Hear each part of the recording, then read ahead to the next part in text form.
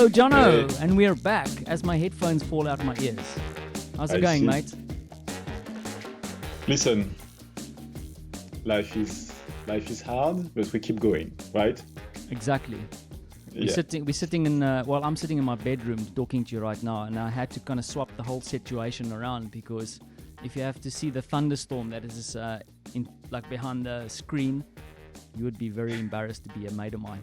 And also, I'm trying to use my headphones, my earbuds today because my hair is getting completely out of control because I can't go to the hairdresser. I look like Kenny Rogers, so I can wear my hat in our show.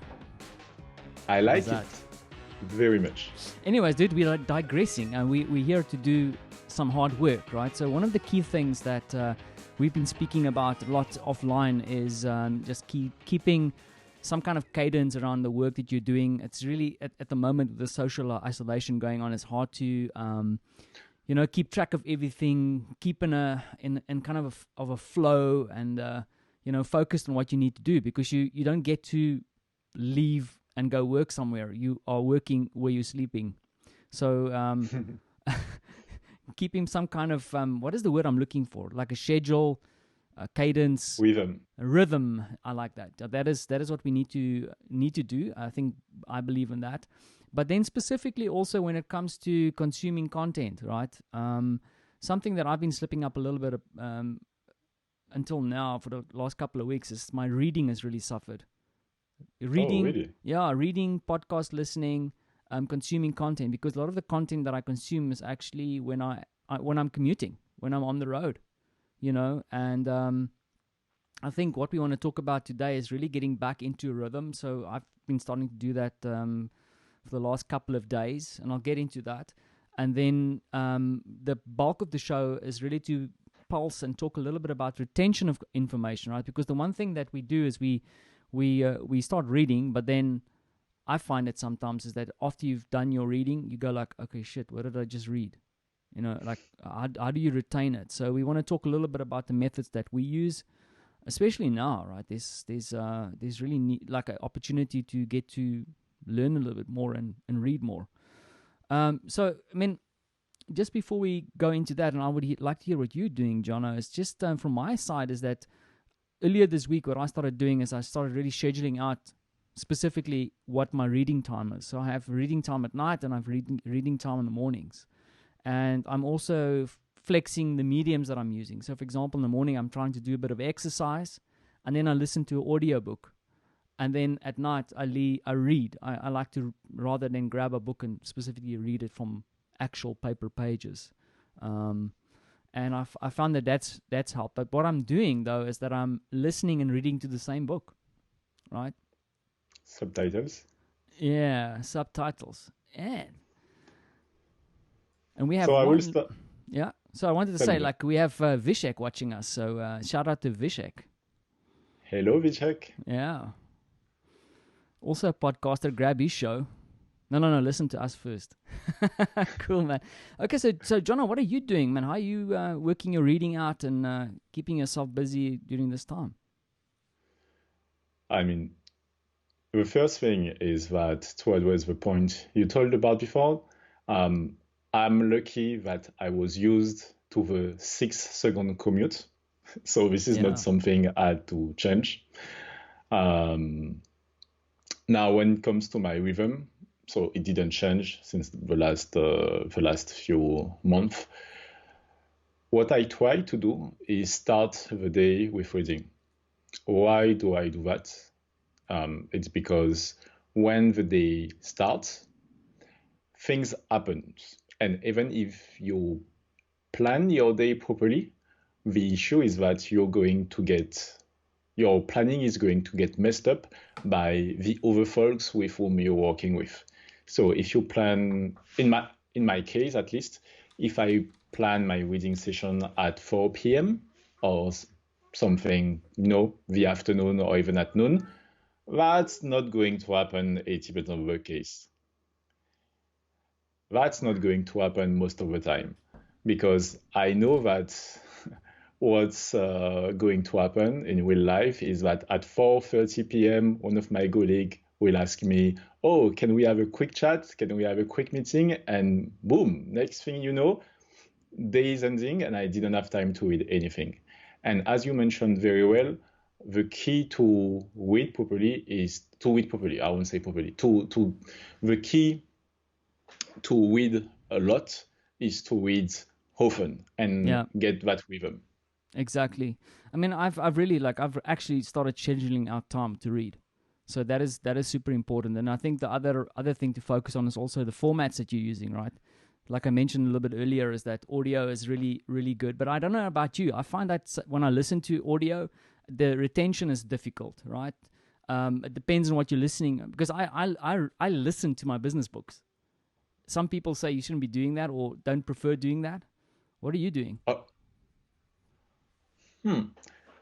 I changed a lot. So what do I do right now? So um, I buy I buy sorry I buy books twice. I buy I buy books first in audiobook, Yeah, then in paper book. So listen, the last 15 years I've been an advocate for digital reading. yeah, So I bought exclusively Kindle books. And I was the kind of guy who was, I won't say, yeah, was kind of annoying telling people, oh, paper books take more space, are more expensive, it's not practical, blah, blah, blah, blah, blah. And the moment I started to actually try to retain information, I realized that digital that didn't work for me. You can consume a lot, but it's very difficult to retain. I will come back to the why just later. So my case right now is that if I start a book, if it's fiction, it's almost exclusively audiobook. yeah, Okay, so the Harry Potter, the all the fun fantasy, epic fiction, all of that. Sorry, it's audiobook. Now, when it comes to non-fiction, it's different. Basically, I will start with the audiobook, and if I liked the audiobook, if there is content for me to process, yeah. I will buy the paper book, and I will read the book a second time Yeah, with in a different way. Yeah. I'm different though. I like I know myself, man. So I grab the audio of my business books, and I kind of stick in that genre. Maybe I'm a bit dull, and then But the thing is, what I have to do is I have to buy both too. So I buy the audio and I buy the physical book.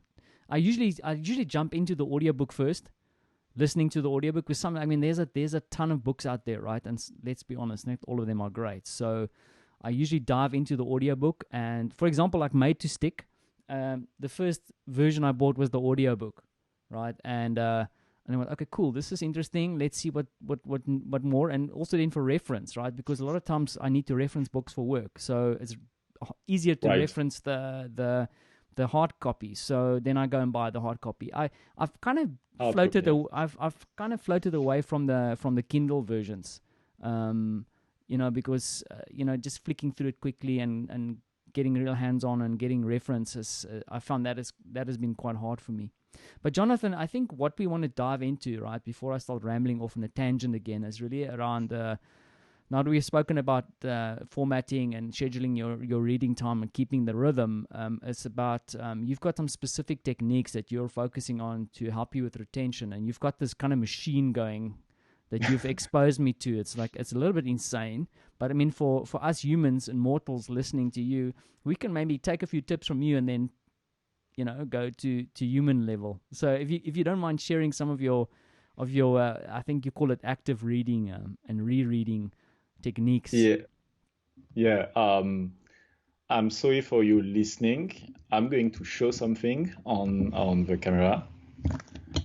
So that's the last book I read. So it's Principle of Two-Dimensional Design. Mm-hmm. And if you notice, my books, yours are the same. There is plenty of sticky notes. Oh yeah. And inside the book, I kind of do something I didn't do before. I write a lot, which was for me impossible to think about when I was Yeah. younger. To write in a book? Come on, Man. you don't do that. So how do I retain information? Okay, it starts by selecting your book well. That's probably the first Yeah. step people will do. As you mentioned very well earlier, there is a ton of books out there. It's never been so easy to publish books, to write things, and to publish it online, whatever the quality is. And you can't even really trust reviews anymore because they have marketing systems when a book is new. Yep. Yeah, you need to wait 1 or 2 years in order to actually know what this book is worth. Because when the book is new, going to call all your friends, put me 5 stars, and we're good. Yeah. So what do I do? A good book lives beyond the context, right? So of when it was Sure. written. So that's important. So yeah, I get your point. So how do I do that selection? Very often I will start with book recommendations from my friends. That's my starting point. Then books that I have, that I was given, gifts, like for example the last one, because I want to possess the book I have. It's very easy to just accumulate books and never read them. Then actually before that, I use Goodreads a lot. Yeah, that's super handy, Good, right? Yeah. yes. So for those of you who don't know, Goodreads is a book review website that is focused on the community. So you choose people that you follow, and you can read their recommendations. So I found a dozen of folks around the world that I really like their review, I really like their taste, fiction, non-fiction, and when they recommend a book, I try to get hold of that book. So that's the first step, selection. Then I schedule my time, so it's in my agenda. We discussed about it earlier. Yeah. Then the next step is if an audiobook is available, I will start with that. And okay, this is where it gets specific. I read that audiobook at 2x. Oh, yeah, okay, cool. I do that too. You increase the speed, right? Yeah. Exactly. 2x is too fast to actually. Yeah. For me, it's too fast. My speed to read is 1.5. And I read the first time at 2 to 2.5x because my goal is to have a quick overview of that book. So what I do when I read at that speed is that I take notes just of chapters that I want to get back to.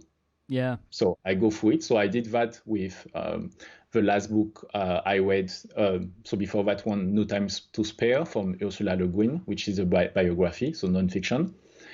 I read it at 2x, 2.5x. I noted when it was getting very interesting, obviously I slowed it down. And I note the chapters.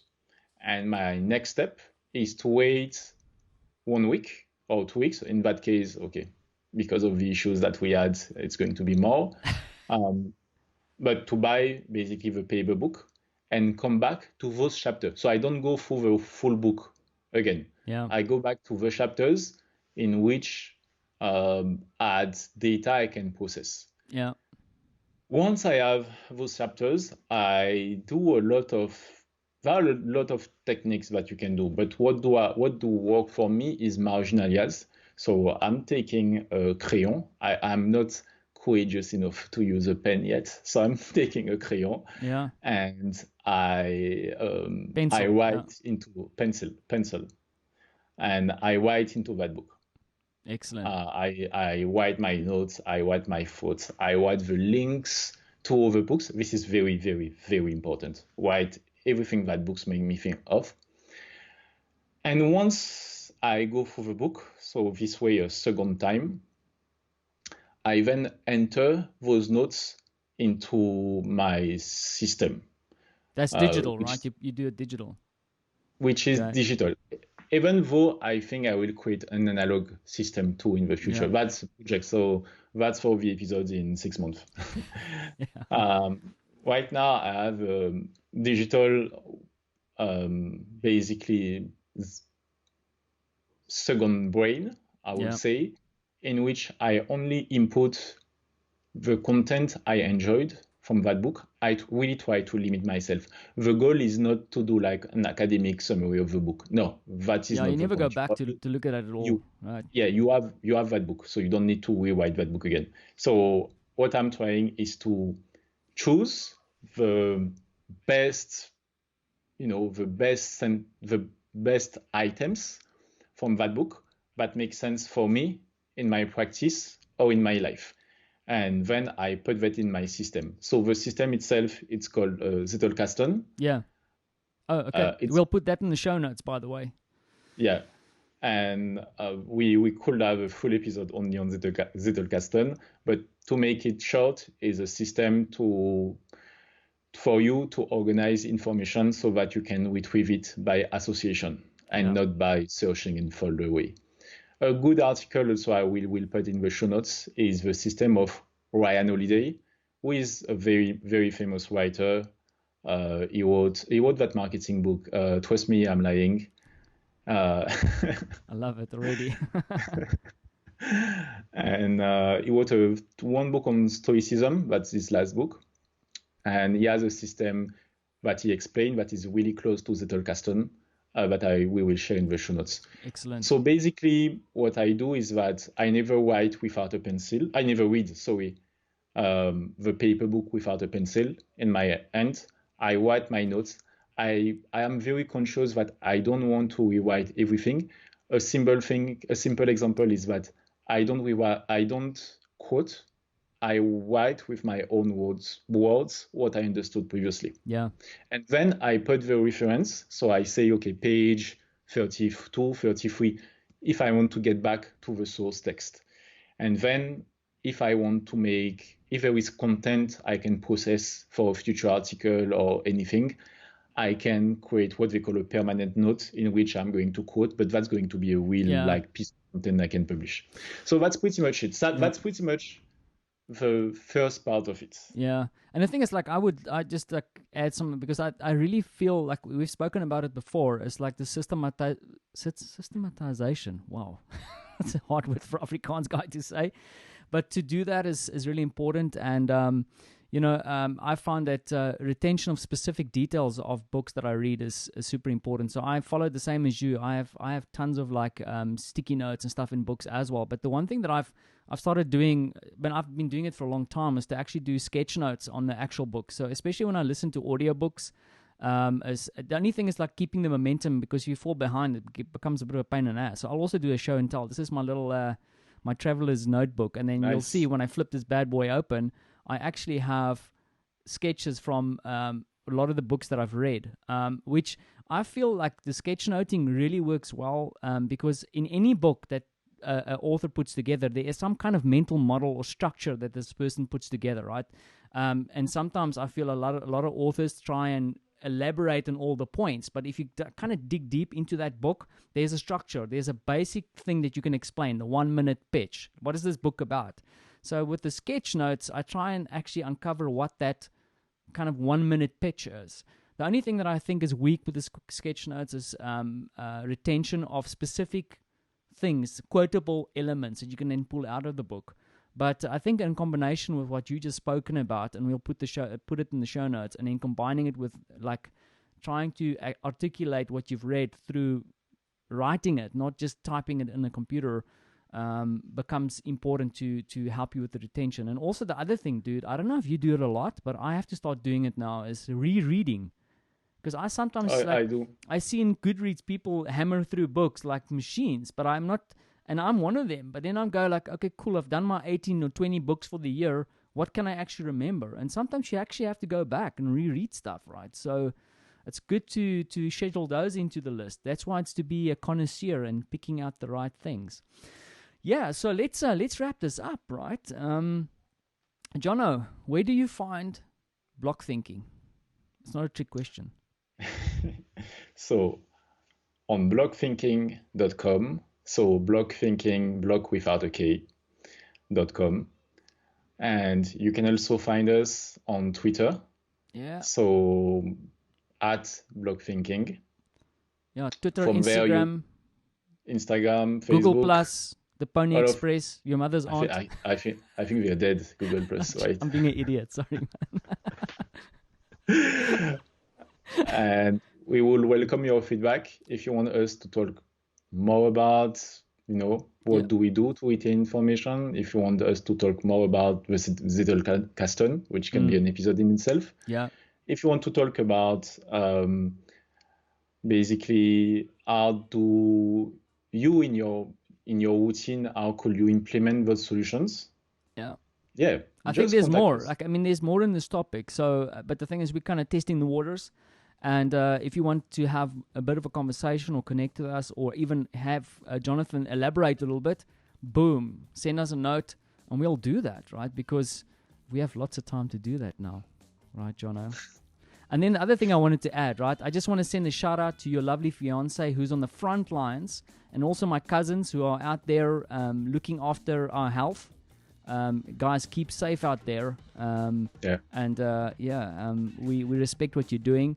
And then also, I want to start adding to my voice to, like, we all need to start wearing damn masks, because even this I feel a bit uncomfortable. I went out this week and I don't want to look like Batman down the road, right? But the thing is, I read something that makes 100% sense to me, is that when you're wearing a mask, you're not protecting yourself, you're protecting other people. Because it's about you protecting other people, not the reverse. And then it starts makes a lot more sense, right? So wear those masks, keep those hands clean and off your face, unlike Werner, who does it all the time in a live recording. Sorry again, Anetka. So much love, guys. Keep safe out there, and thanks for joining us. Stay safe and talk to you in the next one.